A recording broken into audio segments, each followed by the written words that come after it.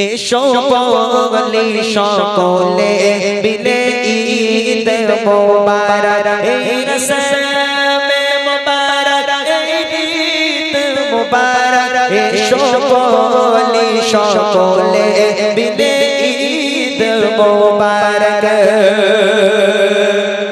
এসব গজল ঈদ হলেই মাহফিল হলেই চলে।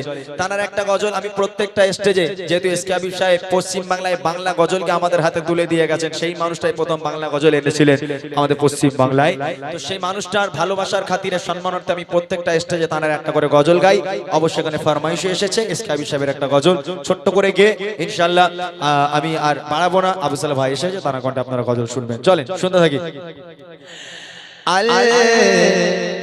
আমি নবী আমার মুক্তি দাতা